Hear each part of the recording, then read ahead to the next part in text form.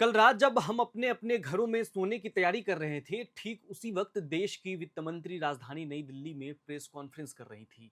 इस press conference में GST से जुड़े कुछ बदलाव के ऐलान थे। ये प्रेस कॉन्फ्रेंस जीएसटी काउंसिल की 56वीं मीटिंग के बाद हुई और इसमें वित्त मंत्री निर्मला सीतारमन ने वो ऐलान किया जिसका असर हर नागरिक की जेब पर पड़ेगा।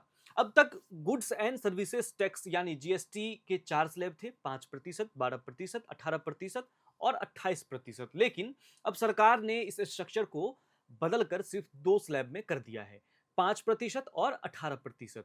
सरल शब्दों में समझें तो रोजमर्रा की जरूरतों पर टैक्स घटा दिया गया और महंगे हानिकारक सामानों पर टैक्स बढ़ा दिया गया है। ये बदलाव 22 सितंबर से लागू हो जाएंगे।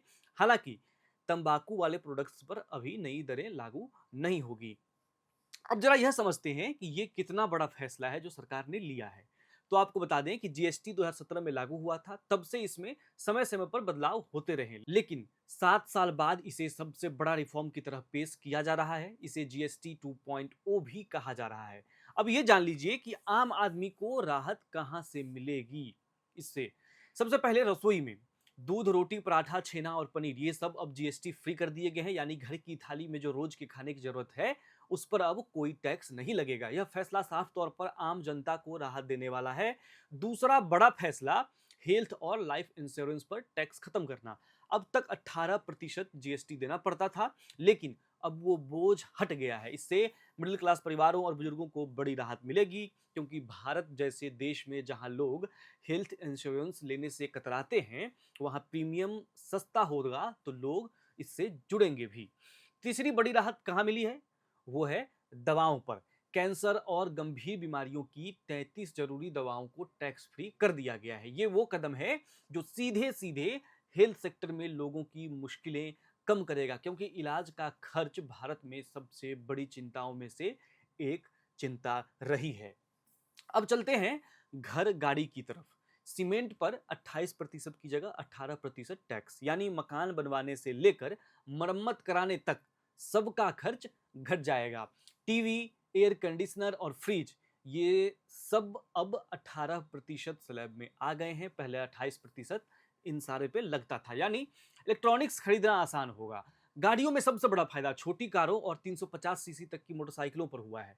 पहले 28% टैक्स लगता था, अब 18% लगेगा। ऑटो पार्ट्स, थ्री व्हीलर और बस ट्रक पर भी टैक्स कम हो गया है, यानी परिवहन और यात्रा से जुड़ा खर्च भी लोगों का घटने वाला है। किसानों और उद्योगों की भी बात कर लेते हैं कि उनके साथ सरकार ने क्या किया है।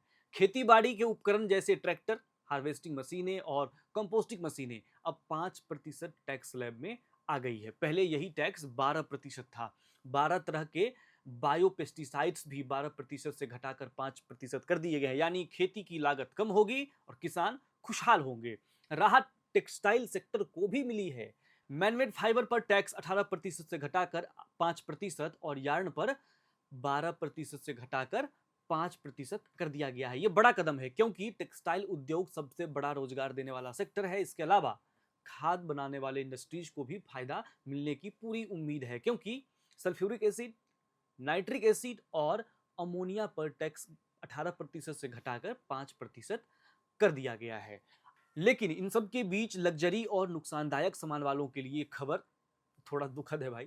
तंबाकू, पान मसाला, बड़ी कारें, याट और 350 सीसी से ऊपर इंजन वाली मोटरसाइकिलें अब 28% की जगह 40% टैक्स स्लैब में आ गई है। यानी लग्जरी शौक रखने वालों और तंबाकू सेवन करने वालों पर सरकार ने सीधी चोट की है।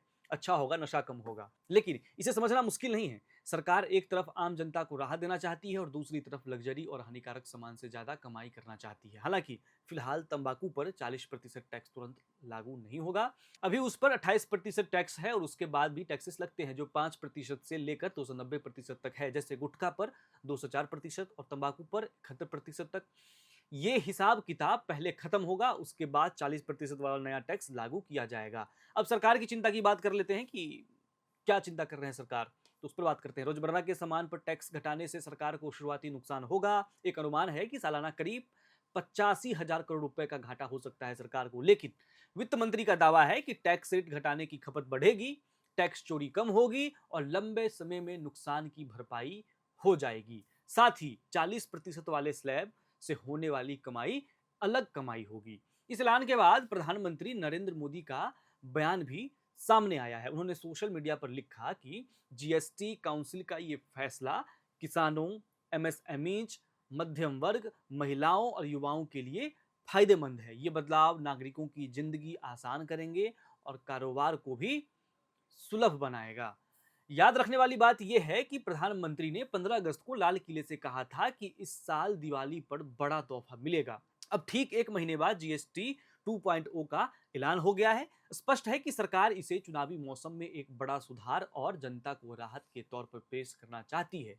मध्यम वर्ग और छोटे व्यवसायियों पर इसका असर पड़ेगा, जो चुनावों में एक अहम वोट बैंक है। अब इसके असर पर बात कर लेते हैं कि इस फैसला का असर क्या होगा। अगर ये फैसले सफल होते हैं तो खपत बढ़ेगी, बिजनेस आसान होगा और मिडिल क्लास की जेब पर दबाव कम होगा। लेकिन अगर राजस्व का घाटा बढ़ गया तो आने वाले बजट में टैक्स का बोझ कहीं और बढ़ सकता है। यानी ये सुधार अपने साथ संभावनाएं भी लाता है और चुनौतियां भी। तो दर्शकों, अब आप बताइए, सरकार का ये फैसला आपको कैसा लगा? इससे क्या आपको फायदा होने वाला है, फायदा होने वाला भी है या नहीं? तो अपनी राय को कमेंट बॉक्स में लिखिए, चैनल को सब्सक्राइब कीजिए, देखते रहिए एयर नाउ।